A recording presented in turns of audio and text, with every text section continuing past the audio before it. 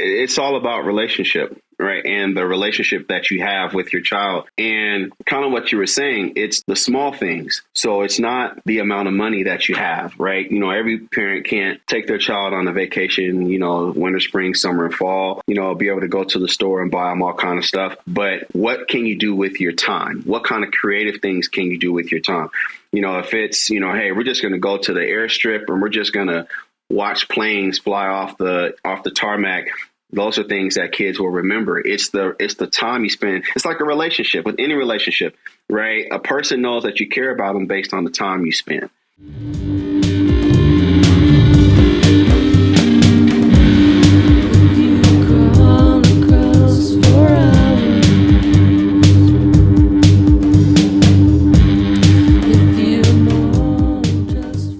Hello, everyone. Welcome to the Dad Hat. On today's show, we have Shaun Banks, aka SF. Welcome, SF. How are you? Doing great. How are you doing, Lee? Man, I'm doing good. I'm so excited to have you on today. I've been reading about you. I've been seeing all the stuff that you're doing, and you're doing amazing work. And I'm sure everyone is very appreciative of what you're doing. Man, I appreciate that, man. I really do. It's been a long journey, right? You have your great days and your challenging days, but anytime we're on this side of the dirt, right, on a new day, then I'm happy about it. So it's all good. Heck yeah. So you're doing all these things with the youth. You're the creator of Camp Warrior King. You're the founder of You Can Have It All Youth Conference.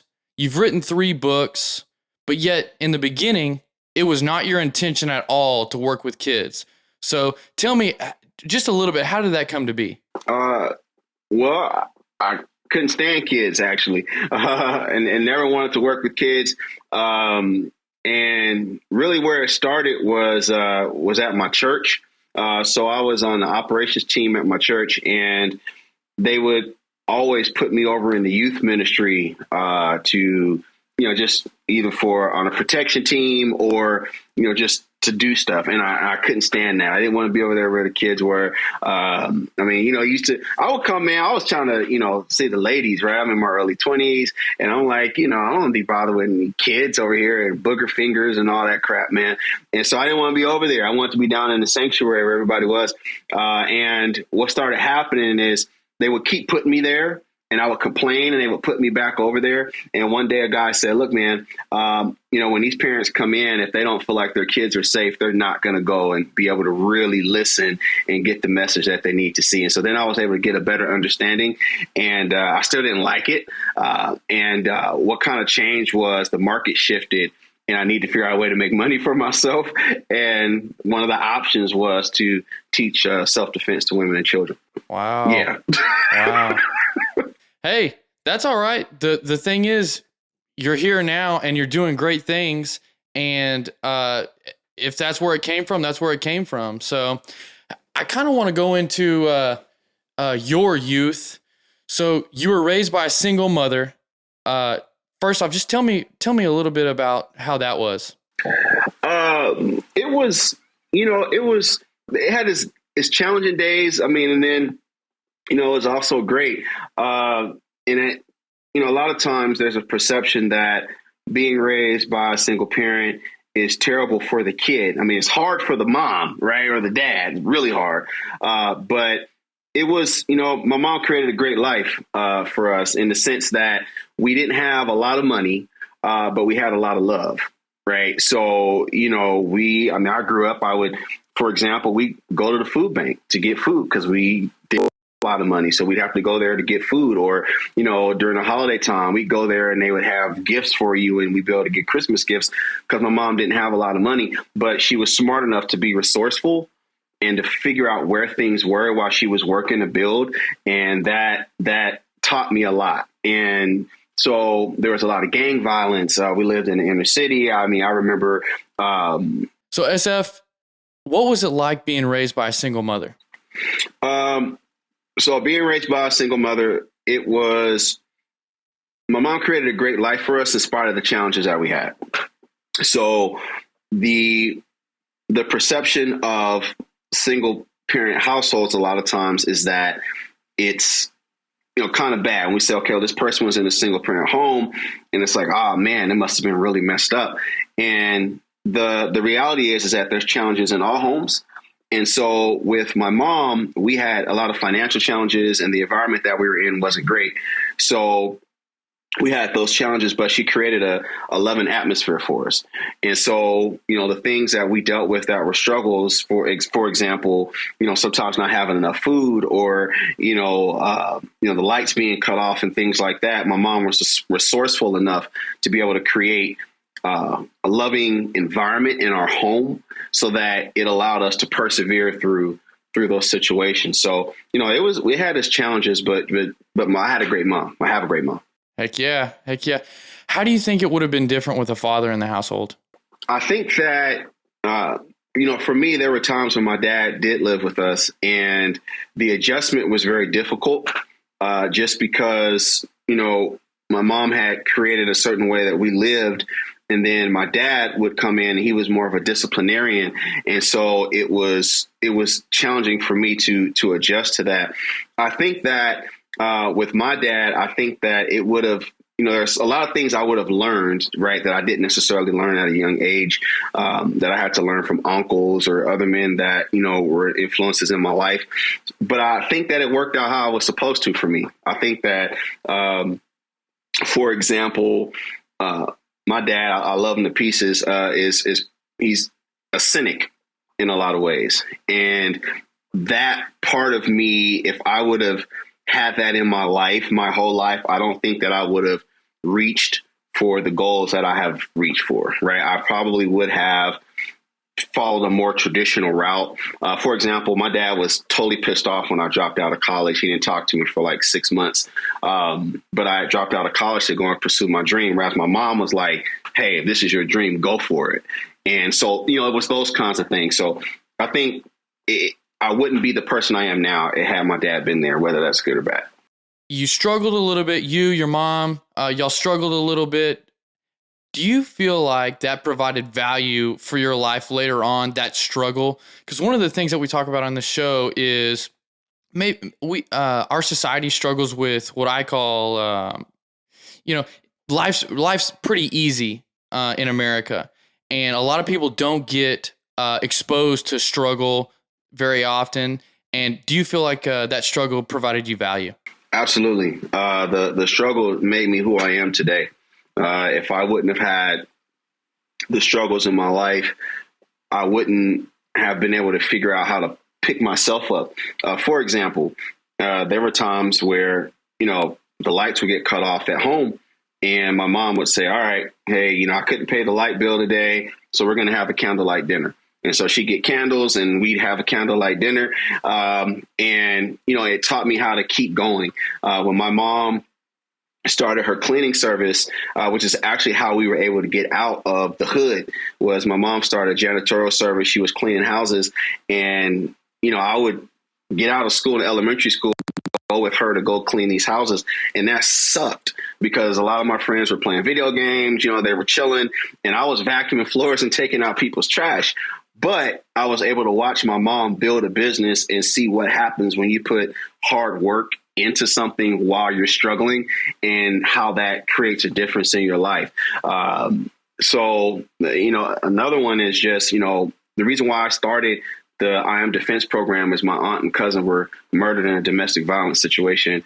And, I would never want that to happen to anyone, but that struggle and issue that rocked our family, we were able to take that and turn it into something that has been helping people for, over the last 20 years. Heck yeah.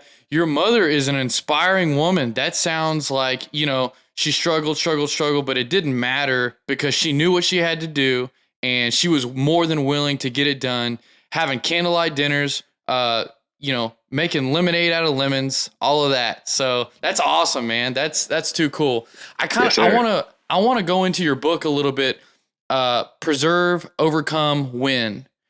And, you have some true gold nuggets in this book, and I want to go over them, a few things that are in this book. That first one is how to maximize your child's potential, the 5 keys that adults must use to develop children, ways to build and rebuild lasting relationships with children, the confidence castle and self-esteem building, 6 ways to keep your kids away from depression, and how to establish the right environment for your children. So you got these things in this book, Preserve, Overcome, Win. Let's talk about that first one for just a sec. How to maximize your child's potential. How do we do that? Well, for every child, it's different, right? Because every child is different. So the idea is the number one way to maximize your child's potential is to be present, just to be there. Be there with your kid, to be there, to spend the time. Love is spelled, and we say this a lot, love is spelled Time. And whether that's, and for a lot of parents, that's difficult because they're working more than one job. And you have a lot of parent guilt because, oh man, I can't spend as much time as I like. But that quality time that you get with your kid makes a big difference. Just to be in their room on their floor when they're sitting there doing nothing, right? If they say, hey, hey, dad, hey, mom, can we, shoot some hoops? You take the time to go do that, because in that time, you'll be able to give them the nuggets that they need that will change their life, right? And there's all kinds of different ways to be able to maximize their potential as we talk about strategy, right? Like one of the things that are really important for young kids is to get them to read every day. Right. Leaders are readers, right? Kids need to read every single day, right? So there's different kinds of things that we can get into, but the most important way to maximize your child's potential is to spend quality time and to show them that you love them. Right. So being real intentional about being a father, spending that time, making sure you're present, making sure you are paying attention to what they're doing, they're paying attention to what you're doing, and just spending that quality time together. And then reading, obviously that's a big one. Me and my son, he's 2.5. We just started some Dr. Seuss, and I introduced him the other day to Green Eggs and Ham. Yeah. And boy, was he pumped as we got into, because it kind of gets into a rhyming, almost a rap type of book. And when me and my wife were doing our best to shell out this book to him, he was pumped. He was like, oh, wow, this is fun. And I could tell he was paying 100% attention, and it was an amazing thing. So, yeah, I think you're exactly right. Intentional, reading, singing, all great things for the kiddo. Anything like that, man. And just to make a point, it's seeing life again through your child's eyes. And a lot of times as dads in particular, it's like, well, I show my kid I love him by working every day or by paying these bills. But at 5, 6, 7, 8, 9, 10, they don't care about any of that. They have no idea what any of that means. One of the biggest things that kids don't hear a lot, or people, is just, hey, I love you. Right. And that's a hard thing for people to say. Right. But to tell your child, I love you, I'm proud of you. What is a evening tradition that you can do for your kids, or a morning tradition if you're not home at night, that your kids know, hey, look, my dad loves me every single day? Is it a handshake? Right? Is it some kind of high five? Is it some kind of thing that you do? What tradition that can you create with your child that they know that you're loved? And that is what will get them to perform. I heard something the other day. It's not about the quote is, it's not about the memories you create by going on vacations or going to the zoo or going to the park or whatever. It's the things that you do every single day that matter the most in your child's life. And I was like, man, that is so true. And just like you just pointed out, the handshake, the morning routine, anything like that you can do on a daily basis, that's what they're going to remember. And, that's going to be very formative for them. So that's a great thing. So the next thing I want to go into is ways to build and rebuild lasting relationships with children. Talk a little bit about that, please. Well, it's all about relationship, right? And the relationship that you have with your child. And it's kind of what you were saying. It's the small things. So it's not the amount of money that you have, right? Every parent can't take their child on a vacation, winter, spring, summer, and fall, be able to go to the store and buy them all kind of stuff. But what can you do with your time? What kind of creative things can you do with your time? If it's, hey, we're just going to go to the airstrip and we're just going to watch planes fly off the tarmac. those are things that kids will remember. It's the time you spend. It's like a relationship. With any relationship, right? A person knows that you care about them based on the time you spend. And one of the things that we're having an issue with in this country in particular is that we have lost track of spending quality time. The amount of time we spend on social media, thumbing through, or on TV watching and clicking, because now there's all kinds of TV channels and stuff we have. Just those times, if we took half of that time and spent it with our kid, right, then that makes a powerful difference. It's, having a picnic in your front yard. It's going to dig up worms, right? It's anything simple. So it's intentional time, again, is the answer for a great relationship.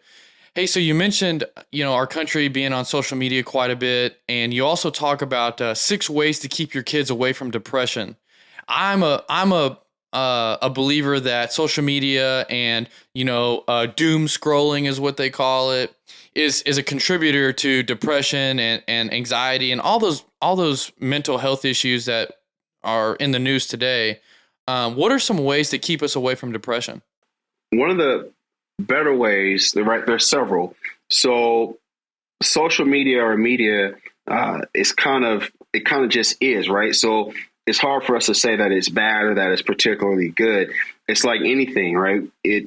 Too much of it is bad, right? For kids, it's the amount of exposure that they're getting, where there's no filter for what they can see. So they're seeing their friends, everything is kind of a front. They're seeing all this different stuff. So one of the ways to fight depression is to limit the amount of time, the amount of screen time that your kid has, right? It's to limit that exposure to all the other things that they're seeing that now you have to explain or they're trying to figure out because it's in their head. It's keeping them active and keeping them busy. One of the things that helps kids out is when they are active, whether it's exercise. Exercise is really good for increasing it just fires off certain neurons in your body, and it builds confidence in you because you're dealing with struggle, right? Just trying to work out and get from point A to point B, or to lift this particular weight, or to hit this ball. When you do it, it builds confidence. So it's doing the things that will build confidence as opposed to taking it away. Another thing that really fights depression for children is when they know that they're coming home to a loving environment. One of the biggest challenges for kids is when they're in a chaotic home and there's all kind of stuff going on. The parents are fighting, and there's a lot of instability. And then that kid has to go out into the world, and they get beat up out in the world, right? There's people talking about them at school. They may not do well on the test. The lunch sucked, right? They got rained on, and then they come home. And if they're coming home and they can get patched up, then they're fine. If they're coming home and all of a sudden they have to deal with all this commotion and challenges, then it's only going to create more depression. So creating that loving environment is really key. Man, that's great, because I can remember I was definitely a worrier. I worried all the time when I was in school, and if I wasn't able to come home, which I was a single parent home as well, I always wasn't the best home life for sure. But I can imagine if it's every day coming home to a chaotic environment, that's got to create some rough, because what do you have to look forward to if during the day sucks and then you come home and that sucks too? What are you going to look forward to? So maybe to all those dads out there listening, try your best to create a loving environment at home. That way, your kid can struggle through the day sometimes and overcome it. Because at the end of the day, they're going to need to overcome things in life forever, throughout their whole life. So let's try to create a loving home, right? Can I give a couple examples just to be able to help some dads out, just to make it practical for dads? Like, okay, loving environment, right? We hear all this stuff. What does that really mean, right? What can we really do? All right, here's a couple things. One, if you're at home, if you're in a home and it's a dad and a partner, right, don't argue in front of your kids, right? You're going to have disagreements. There's going to be stuff that they're going to say that's going to piss you off, right? Try to channel all that and have that argument or that conversation away from your kids, whether it's, hey, look, let's go for a walk. Let the kid, that's when you want your kid to, all right, go ahead and play your video game for a minute. We're going to go for a walk and we'll be right back. You go and you take that walk and you have that discussion. So you can say, you know what, whatever it is you need to say, then you can say it, but it's not in the presence of your child. It's how do we protect them from the issues of the world? Another one, which is really important as far as fighting depression, is to give your children affirmations. So let's say, like for my youngest son, Ellis, in his room, there are several things we have on his wall. One of them is, I love myself. Another one is when things change, it's okay. Because sometimes when the schedule changes, he'll like freak out. Another one that we have for him is I'm confident. Right. So it's what things and at what age. Right. So for my oldest son, Mason, it's a little bit different. Right. For him. Right. I will think more than I talk. Right. Just different things. But it's giving your child affirmations, things that kind of go against what they're kind of seeing or saying. Right. If they say, oh, man, I'm dumb, man, I don't know why I keep messing up. Then they might get an affirmation on their wall. Like, hey, look, man, start saying this every day. I'm smart. I believe in myself. And those kinds of things will fight that depression. Wow, great examples. Thank you so much for that, SF. So I heard a quote from you the other day. It was on a podcast, and I just loved it because I believe in it as well. The quote is, the best way to predict the future is to invent it. And first off, what brought you to that, idea, and what are some good ways to invent your own future? Well, actually, I got that quote from Alan Kay, who was an inventor out in Silicon Valley. I was reading a book about Steve Jobs, and it was in there, and it just resonated with me. And so I've been using it ever since because it's so true, right? And that pretty much the idea, or what I glean from it when I use it, is that you can mold your future. You're not subjected to what's in front of you or the world that's in front of you, right? That you can pretty much design how you want your life to be. So there's no fate, right? You decide your own fate, right? Your perception of yourself and what you want your future to be, it can be. So the best way to predict the future is to invent it. All right, cool. I want my future to look like this. And so that's what I'm going to do. I'm going to start doing X, Y, Z to make my future look like this. And then you mold what you want your life to be. You're not subjected to what the world wants you to be or what it says you are. Okay, so it starts with a goal or a vision of what you want out of life and what you want your life to be. And then at that point in time, you start designing ways to accomplish that vision. Is that what you're saying? Exactly. Man, that's exactly it. That sounds amazing. So what about all the kids that are out there struggling to have a vision to begin with? Should we be promoting, visualize your future? What would promote this idea? Absolutely. I think that we should promote visualizing your future because the best for any kid, they have to see it first. For any person, they have to see it first. What do you want your life to look like? Right? Is the first thing. What do you want your life to look like? Whether it's next year, 5 years from now, depending on the age, they can kind of see it, kind of understand that. But let's just take a typical, let's just say 17-year-old young adult. What do you want your life to look like next year, 2 years from now? Right. And okay, I want it to look like this. All right. So let's say it's, whatever that is. Let's say I want to have my own business, for example. Well, then, okay, it's what is that business going to be? And then you find that out and then you start taking those steps to go towards those things. But it all starts with visualization, and it starts with that in your head and then starting to manifest that into reality. Even as dads, it's like, okay, man, you invent your future. You may not like what it looks like right now. What do you want it to look like? I want it to look like this. I want to be able to come home, and I don't want to have to work this second job. I want to be able to come home. I want to be able to go to my kids' baseball games. I want to be able to go to my daughter's recitals. I want to be able to see those things. All right. Let's make it happen. How do you make that happen? Okay, I need to save, $50 extra a month, or I need to, do this or do that. And then you start doing that, and that invents, right? You're inventing your future. You are creating that future that you want for yourself. What a pragmatic outlook on life that you have, SF. That's awesome. So let's think here. I play golf personally. I would love for my kid to play golf. He's 2.5 years old. He's athletic already. You can tell that he's going to be swinging tennis rackets and golf clubs and baseball bats. It's that part's going to happen.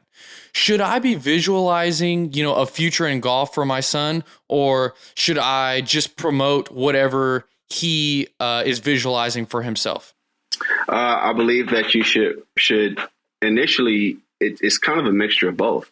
Right? Where it's because you want to train a child up in the way that they should go so that when they're older, they won't depart from it. Right? That's Bible. All right. Now, the practical aspect of that is pretty much the same thing, right? You know better than what your child does. Right. So it's like, okay, look, I think that you'll be great at this. Hey, then you might put that tennis racket out there.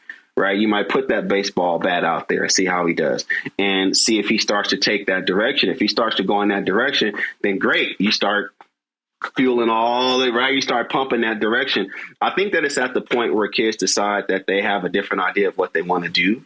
When it's like, okay, I don't think I like baseball anymore. I think I want to try basketball. Right. Which is what happened to me and my son. He played baseball, and he's 9. And he said, Dad, I don't think I want to play baseball anymore. And I said, well, why not? And I'm like, come on, man, you good? I'm like, I can help you throw the ball. Like, I understand baseball.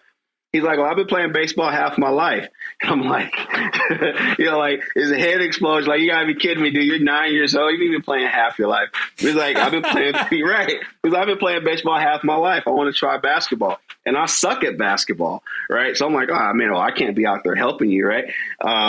But I had to let them try it, because it's that thing where it's like, okay, hey, if this is what you want, then I want to support that. Because, again, that goes back to building a relationship. That comes back to that depression. It goes back to all those things where, hey, if this is your dream, I want to support your dream. And your dream might change 10 different times. But whatever it is, as long as you're not hurting yourself, then, yeah, I would definitely go ahead and support that. And it also goes back to creating that environment, right? Because you mentioned, hey, throw that tennis racket out there, put that, make that golf club available to him, and make sure those books are available to him. Make sure that, the chessboard is available to him. And he or she is going to adapt to whatever they like most and whatever they enjoy most. And at that point in time, you just fuel that fire. Right? That's exactly right, man. I mean, you just feel it. I mean, and whatever it is, you feel the fire, and because you don't know what they're going to become. Right. And it establishes trust. Okay. Yeah. Mom, dad is like, man, they're down with me wanting to play the electric guitar. All right, cool. Then because you keep that relationship with your kid, and all of a sudden they might suck at playing the guitar. It might be horrible. And they know it's horrible, and they know that it's horrible. But the fact that you're sitting there and you're like, your eyes are watering because they can't play, but you're just fighting through it because you want to support them, that means the world. That means the world to them. And so when they have that bad day, man, they can come and talk to you because they know, okay, look, they're going to listen. They're going to be there for me. Heck yeah, that's important, man. That's some gold right there. All right, so we've been talking about inventing our own future. I want to bring society and our culture into this a little bit. What are some things that we need to invent or change about our culture and our society to create, better humans? At the end of the day, we want the best humans that we can have. What are some things in our society and culture that we could change or invent?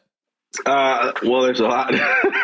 There's a lot of different things. I think the biggest thing is one is a culture of MYOB, right? It's a kind of mind your own business kind of thing. And I know it's like, wow, like how do we mind our own business? It's like all this stuff going on with the world. But I think that we spend so much time looking at what everybody else is doing wrong that we don't pay any attention to our own crap. And if we just like paid attention to our own stuff and fix the issues we had, I think that would help other people. You know what I mean? Like, man, just deal with your own stuff and then allow that to like, that shows more love than anything else. You know, like, hey, look, I know you have an issue going on. I know this is happening, but like, hey, man, I got all this stuff over here I'm dealing with, and I'm going to deal with that. So I think just that, right, that MYOB kind of thing, and not from the sense that we stop caring about other people. Like, okay, that's not my problem. I ain't got nothing to do with that. But I think just from a judgmental standpoint, right, just kind of like mind your own business, man. I feel like there's value in that in two different ways. First off, you know, the lack of judgment makes you kinder to your fellow person, right? Maybe your neighbor sucks at mowing their yard or whatever the case is. And, you know, instead of hating on them, you're just like, maybe they don't have anybody to mow the yard. But the second piece to that is you're more focused on your own ability and things that you're doing. And in my mind, and this is something I've learned through fatherhood, is that child is learning from what I'm doing, not what I'm telling him to do. I mean, almost, 2%, 3% of it is me telling him what to do. The rest of it is him observing me and trying to take what I'm doing and saying and looking at and utilizing that to grow himself. So us being better at minding our own business, as you say, mowing our own yard, maybe our yard looks nice enough that that's inspiring to the neighbor.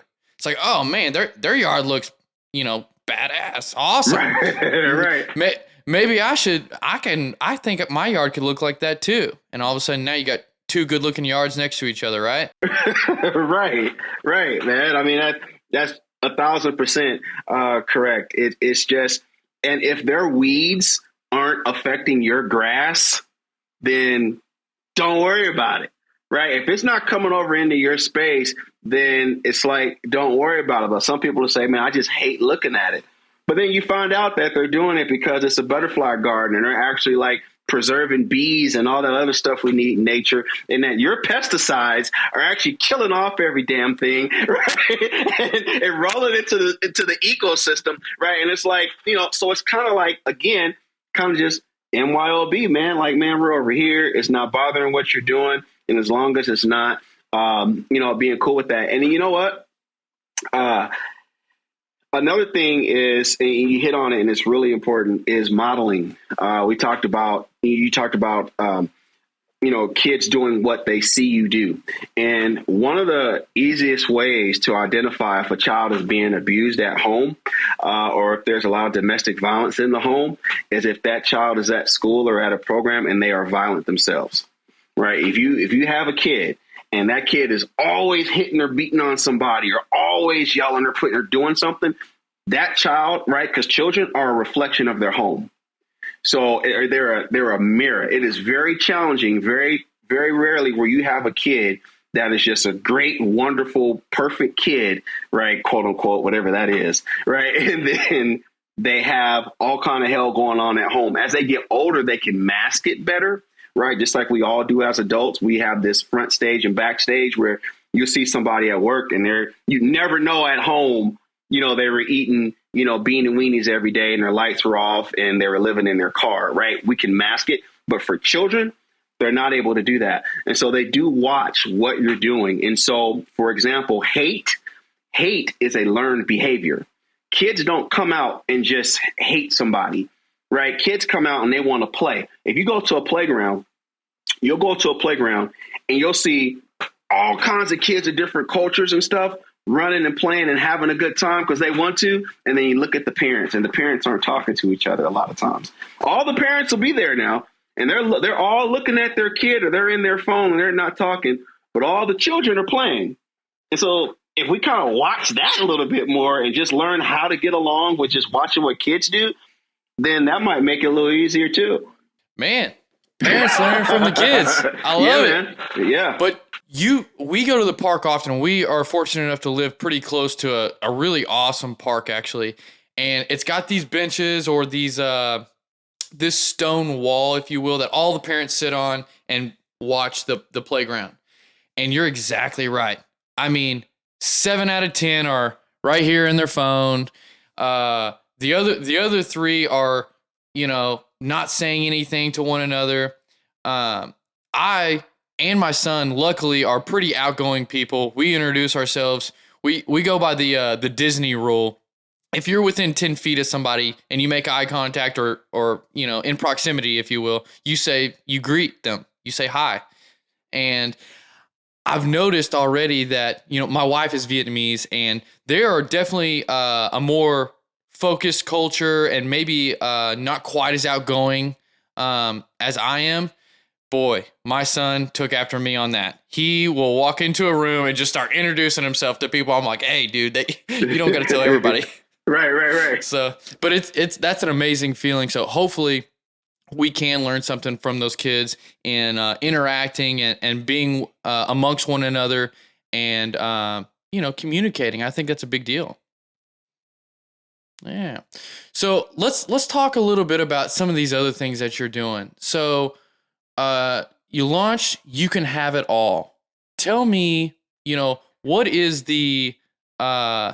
what's the thing about this conference, and why did you start it? The You Can Have It All conference was designed to motivate kids to go after their dreams in spite of the circumstances. So going back to that child that has that horrible day and then comes home and has the horrible situation at home too, what does that kid do, right? Where does that kid get any kind of motivation that, okay, in spite of what's going on, I can still be something. I can still make it to tomorrow or next week. And there's some positivity coming in. That's where You Can Have It All come from. It's that idea that if we can get positive information to youth, that, they can tear something out of our magazine and put it on their wall, that affirmation, right, that they can see, that they can read about a peer that's doing something great, or they can, perhaps be able to get to a conference and get some motivation that will help youth or help kids to accomplish their dreams. Because the challenge is, how do we help the kids that are in bad environments? And bad environment is not limited to a child's economic status. So it's not just kids in the hood and the projects, right? A bad environment could be the kid that has everything in the world, but his parents never spend any time. Great home, has all the cars and bells and whistles, but it's completely lonely. How do we get information to that kid so that kid has something that they can be able to use to be able to get to the next step in their life? And so that's where You Can Have It All come from. That's what we do, is motivate kids any way we can to go after their dreams in spite of their circumstances. Yeah. Like I was saying earlier, I think affluence is just as much of an issue in our society as, oppression, poverty, all the things that we hear about pretty often. But affluence is something that we don't talk about that much. Going through struggles, going through hard things is good for us. I mean, 150, 200 years ago, we were a lot poorer, and we had to struggle to get what we want. And now it's a little bit easier to get what we want, if quote unquote, but you can have it all. So do you feel like there's a possibility that that's setting up a kid to have a little bit of resentment when reality hits and it's, not exactly what they expected? As far as the slogan, You Can Have It All? No, because I think that the success is relative. And so success is not money. Success is not physical things. Success is whatever it is that you want it, whatever you define it to be, right? Like at the end of the day, we all want to be happy, right? If you had $1 in your pocket, but you were happy, you're rich. You can have $1 million in the bank, but you're totally miserable. You're poor. So the idea is that, no, you can have all that you want in life. Now, of course, you're not, that some people are like, well, what if what I want isn't necessarily what other people agree with. Like if a kid says, well, hey, look, I want to have like 30 wives, and I want to have like, and the reality is that somewhere in there that's possible some kind of way. You may not make it. You may not last long, but I just think that the premise behind it is that there's nothing outside of your reach if you want it bad enough, and whatever that is to you. A lot of times we'll say, well, I want to be a rock star, right?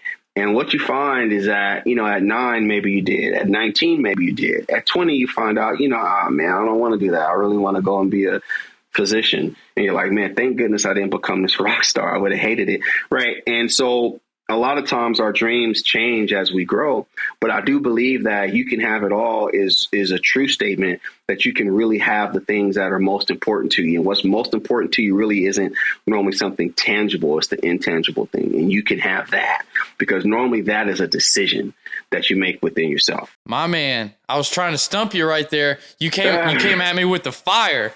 Yeah, well, it was a great question. It was a great question. But you said it exactly right. That's the thing.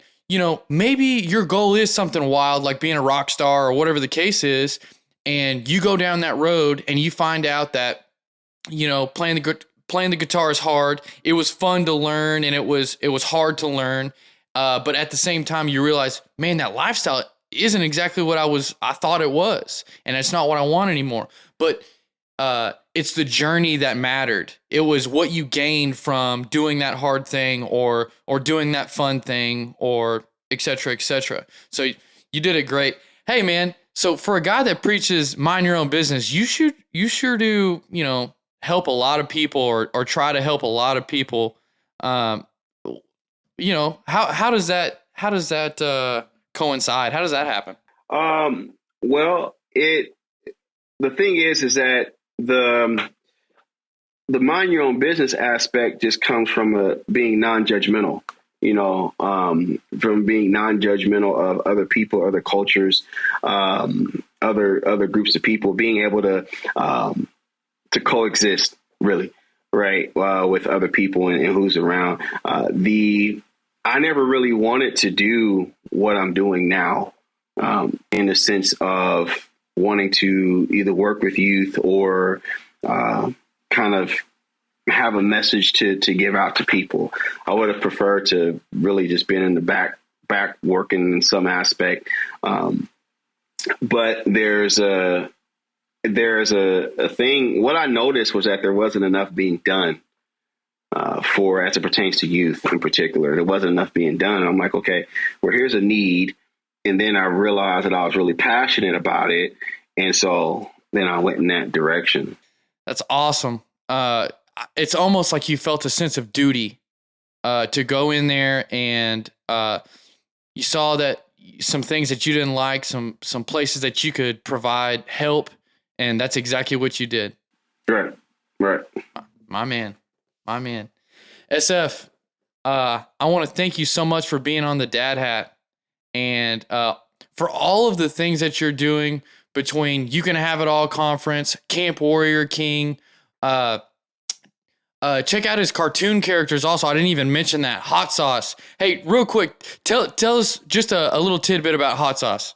So Team Hott Sawce, they are veggie defenders and like these galaxy guardians that go around the galaxy fighting against the negatoids, which are negative eating insects that eat vegetables. And so they go around motivating people and helping them out, going after their dream while fighting these bad guys. And the bad guys always have some negative connotation about something, that deals with depression or lack of focus or bullying or things like that. And that's what those characters do. The characters, for example, one of them, a Hott Sawce, was named after my uncle. My uncle Virgil used to eat hot sauce all the time on everything when I was a kid. And so I used to call him Uncle Hott Sawce. And he actually was a drummer in a band and did all this stuff. And so that he was one of my inspirations as a kid. And so that's where that came from, because I was, he was a father figure for me. Like that was, how I learned how to like change a tire and like do something. But that's where Team Hott Sawce comes from, man. It's all about motivating kids and being able to connect with the younger kids so that they can see characters that they can, be able to model some of their behaviors. That's amazing. That's amazing. And I also didn't mention you have a something going on in Uganda, an orphanage. Is that right? So the You Can Have It All orphanage is out of Bombo, Uganda, in East Africa, and I did an event there. Did a You Can Have It All conference there actually, and the orphanage was getting ready to get shut down. And we looked into it and said, okay, how can we be able to keep this going? And found out that it was something that we could, was affordable, that we could do, and so we took it over and have been supporting it ever since with allowing the kids, so not allowing them, but enabling them to be able to go to school, be able to have food regularly. We've been able to build the orphanage because at first there were no windows, no doors. So we've been able to, add some windows, some doors, some solar lighting, and so a lot of the part of the proceeds from what we do goes towards helping out that orphanage. So are you asking people to help out with donations and stuff for these orphanages? Is that something that you're doing, or are you just handling it? Well, no, we definitely would love for them to be able to do that.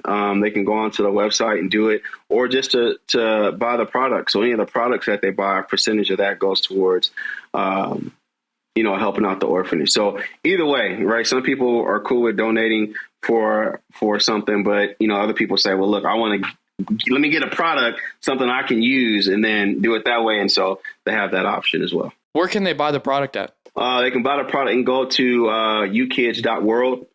And on there, they'll see the magazine, they'll see the success stacks, they'll see, the books, the products that we have. youkids.world. SF, motivating our youth. Thank you so much for being on the Dad Hat. Man, thank you for having me, Lee. I appreciate it. Yes, sir.